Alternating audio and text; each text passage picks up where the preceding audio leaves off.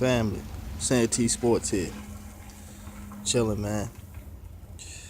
Kind of got off a little bit early tonight, so opportunity to relax and kick back for a second.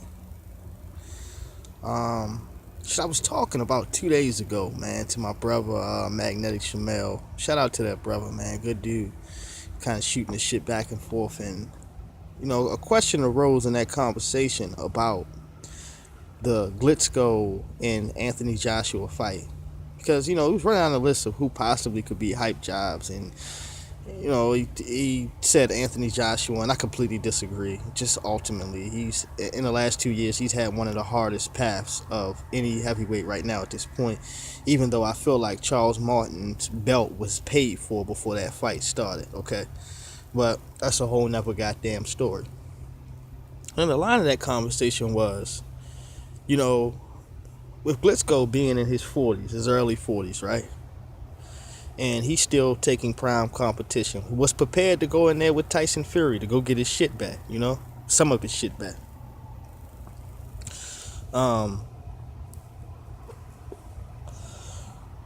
What is his chances of beating Anthony Joshua? And I say this question is severe, serious, because Anthony Joshua, for as much as we see the chances of him being a young, hungry lion and possibly destroying Klitschko or hitting him with fatal body shots and knocking him out and adding him to the list of bodies and victims in this guy's archive, he could be a victim himself, And what I mean by that is, Klitschko, man, this heavyweight that's been out here for a while, he's tasted all the ups and downs. He tasted victory, he's been successful early in his career. He's gotten knocked out, destroyed, embarrassed. He's came back from the bumps and bruises, destroying some of the top opposition out there consistently. Emmanuel Stewart helped this man get back into a groove, help him establish rhythm and how to fight tall and to use the jab correctly. A beautiful left hook, one of the best left hooks, period, in the heavyweight division with Klitschko. Fast combinations, man. And consistently, brutally terrorizing opponents. Now, there's a few tactics inside of this brother where people don't like, myself included, The holding, leaning on people's backs, man. Just the consistent holding, man. I don't like that shit. I know why he does it. In a lot of cases, Klitschko in the past has dealt with shorter opponents where he can just grab them and lean all his weight over top of their back, and you keep doing that shit and doing it and doing it, you're draining the fighter. It takes away from their energy. It makes them fatigued. These are heavy guys that are 220 plus. Some folks 230 pounds plus. So that means something when you have this big ass, 245 pound guy or better leaning all his weight over top of your back consistently. And, in the process, with exchanges of punching you in your face with flush jabs and straight right hands. All this shit works in effect. But I digress. I don't want to go too far off from my point. Does Klitschko have a fair opportunity in beating Anthony Joshua? And to answer that question is yes. Okay? To me personally, Anthony Joshua's best tool to beating Klitschko is to be first. Pouncing on him first. Keeping Klitschko out of a rhythm. Constantly keeping this man uncomfortable. Setting traps for him. And effective body work, downstairs. Making the proper investments early in the fight. These things will set up a knockout for later on in the fight, or set up a 12-round unanimous decision victory for himself. If he gets himself in a pattern within that fight where he continues to taste the jab and be in the line of Klitschko's jab and straight right hand, he's going to be in for a long night. And it may lead to frustration and another line of just devastation there in the ring and an overall shocker. It happens where we look at talent, man, and we judge them so far based on what they have done, but we don't give credit to the guy that we've seen for years that has already showed you, look, this is what I do. This is how I bring the groceries home. And furthermore, this is how I fix that fucking hole in the roof by putting these knuckles on you. And Klitschko has done this and demonstrated and showed this for years with different types of great opponents, man. Not just cab drivers, man, but real credible guys, man, that can account for something in his archive, man. So when you look at this fight, man, he's kind of in a win-win, because if he loses this fight, the way that you look at it is, all right, you were supposed to lose. To a lot of people, Anthony Joshua was the future, myself included. I feel like he's the future of the heavyweight division.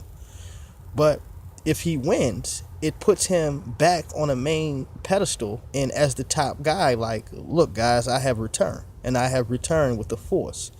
And at this point, the only person bona fide that can really stop me maybe is a Tyson Fury. And that's not even, 1,000% true. Because I feel mentally, Klitschko could have been somewhere else. And I want to say this too, because I don't want to leave this out, because this is very important.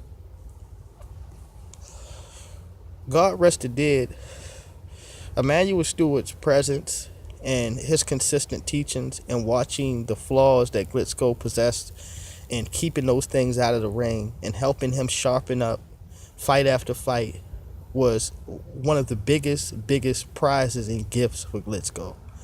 Now that he doesn't have that, you can see certain things that have left his craft as far as the consistency. For certain fighters,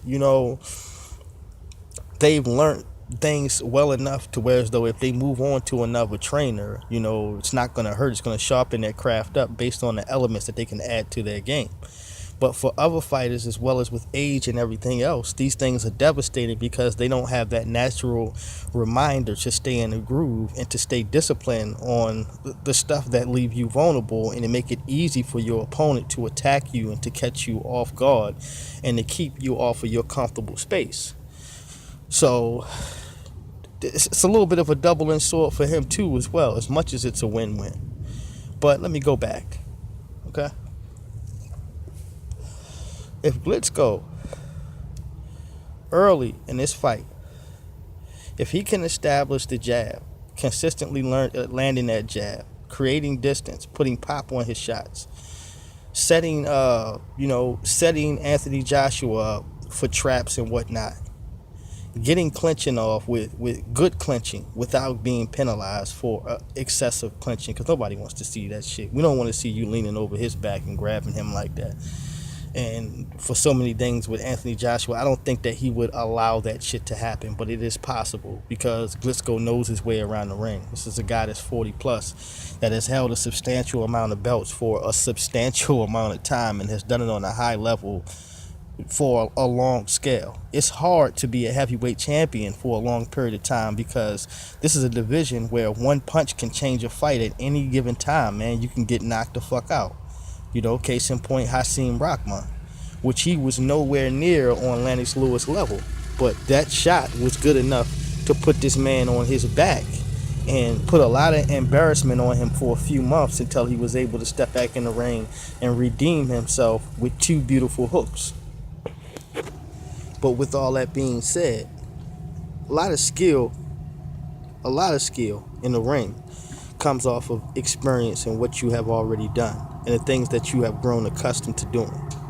And Klitschko knows how to dominate an opponent with a jab and to keep that man under pressure and to stop that opponent from his norm and to keep a guy in a cloud in a funk, keeping them second guessing. And for a lot of folks, when they hear the jab for some fighters, man, that use it correctly, it stops them from being your opponent, from being in a rhythm. It makes them hesitate. It makes them question the next shot to come. And in certain cases, it stops you from seeing a punch that comes behind that, because as the rounds progress, you become so adjusted to getting this stiff-ass jab to the face. And ain't nothing more brutal than a heavyweight jab, man. You getting punched with 200 and something pounds, man. Straight flush, straight down the gut, man. The fastest punch, period, in any division that's going to go ahead and hit your face. So to be consistently hit with that, man, in a ring, man, with a heavyweight, it's devastating. It brings bruises quickly. And more than that, just getting back to my point, it makes the opponent more nervous and possibly gun shy, depending on how consistent and how accurate you can land that jab. And Klitschko is one of those guys when you're talking about something like that. For as great as Anthony Joshua is, this here today will be one of the biggest tests on his career as far as making a mark, looking around at the rest of the guys here and saying, look, I have arrived officially. Nobody's going to be able to deal with me because I have crushed the old legend and the old king of this division completely in a way, matter, and form which Tyson Fury couldn't. That's what it says. But what it also can say is that he goes in here, he's not fully aware, and he doesn't know, maybe based on not having the experience. He gets crushed, loses the IBF title, and along with everything else that's on the line. And it's a lesson learned. And he goes back to the drawing board. This doesn't mean like, all right, man, Anthony Joshua's career is over if he loses to Klitschko. Absolutely not. That's not what that means. But what it will do, man, is to stop him in his tracks as far as history and possibly making other great fights that we would love to see here with this young man, because there's so much support right here at this point backing him in order for him to be successful based on the talent that we know he's possessed and having a perfect record with all knockouts. You have to tilt your hat to that. But for me personally, looking at all the opponents here today, at the heavyweight division, if there was going to be a guy to bring some type of devastation here to Anthony Joshua. Excuse me, I had to get away from the fucking noise. This motherfucking dickhead keep goddamn yelling while I'm trying to get my shit off. My case in point, just to wrap shit up real quick, I get back to something else. History is going to be made. Despite who wins, history will be made. Rather, it's the dawn of a new era with Anthony Joshua saying that, look, you can look to me in the heavyweight division as your new king, not Deontay Wilder. It's me. And some people would, beg to differ as far as that. But if he beats Klitschko, trust and believe that's what that means, okay?